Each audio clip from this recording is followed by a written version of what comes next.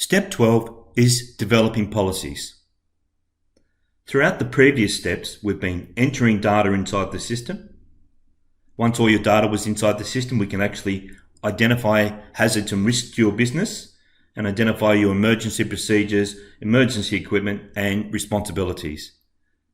Now, we're going to develop policies related to all the previous data we've actually entered into the system. And then after that, we'll be developing procedures relating to your policies, checklists to enforce your policies and procedures, then inductions to educate your workers on your policies, procedures, and processes. So, what is a policy? A policy is a plan or course of action intended to influence and determine decisions, actions, and other matters, as well as provide a guide towards accepted business strategies and objectives. It's your commitment to a certain process. Policies are a direct link between the company's vision and its day-to-day operations.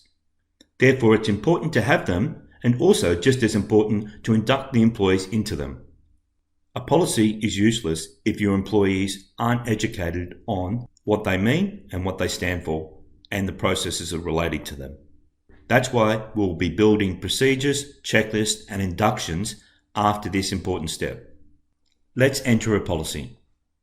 The policy register can be found in the policy and planning section. And like every other register, you can add a policy in the top right hand corner. You can enter a policy name. You could, if you wanted to, actually enter your policy inside the system instead of uploading it. But you can relate it to a site. Normally you would relate it to the global site, so therefore every single site would see this policy. But you could actually relate it to a single site if needed, therefore no one would see that policy other than that site. So usually you would relate it to the site in red, which is your global site.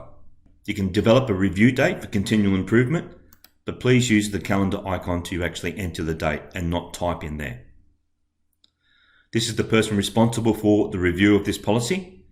It will put it into this person's to-do list. You can set up email alerts in the alert section to automatically alert the person when the policy is due for review. And you can actually upload the policy here or in the register itself. Maximum 20 megabytes.